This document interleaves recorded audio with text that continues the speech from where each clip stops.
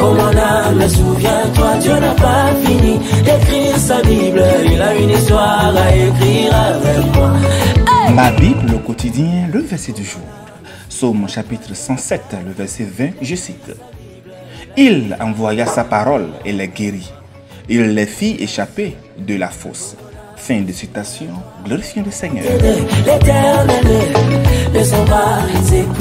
Le verset du jour nous exhorte à méditer sur la parole de Dieu et à la laisser pénétrer dans nos cœurs, car la parole est source de vie, de guérison et de libération.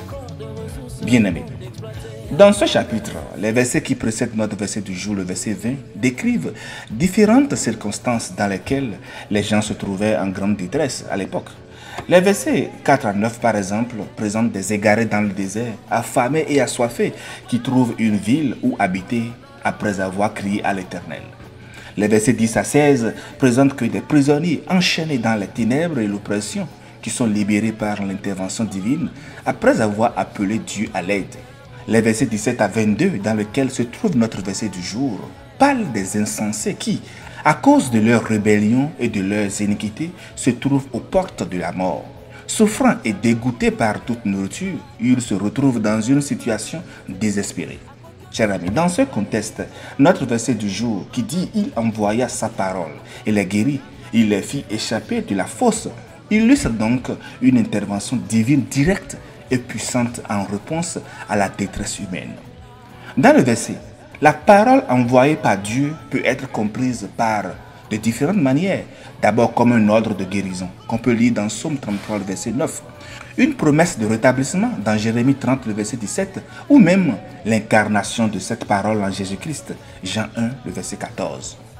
Le thème guéri indique non seulement une restauration physique, mais aussi spirituelle, suggérant que la parole de Dieu a le pouvoir de rétablir l'entier bien-être de l'individu.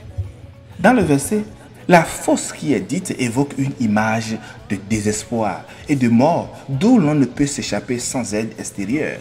L'action de Dieu de les faire échapper de la fosse qui est dite dans le verset souligne donc son rôle de sauveur et de libérateur.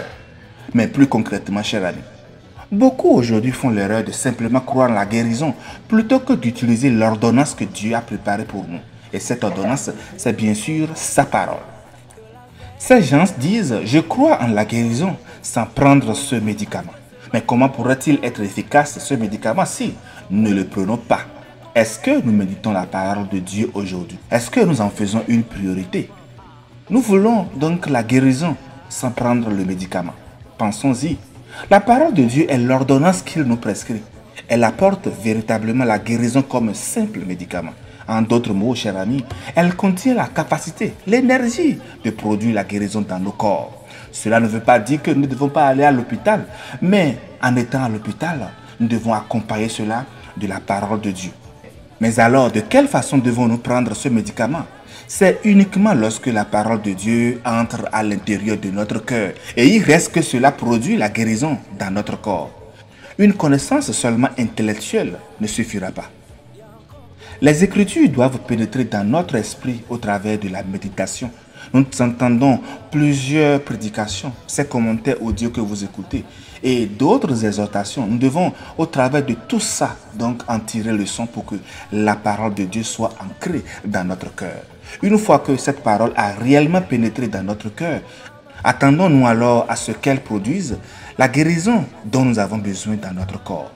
Laissons la parole de Dieu entrer profondément dans notre cœur aujourd'hui et à jamais. Chers frères et chers sœurs, recherche la parole de Dieu. Elle est ton meilleur secours. Bonne méditation et agréable fin de semaine à toutes et à tous sous le regard bienveillant de Christ Jésus. Alléluia.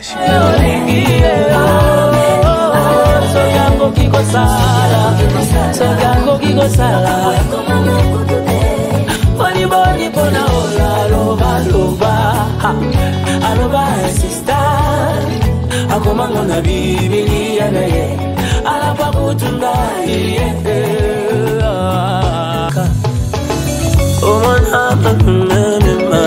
oh mon âme, souviens-toi, Dieu n'a pas fini d'écrire sa Bible, il a une histoire à écrire avec moi. Hey!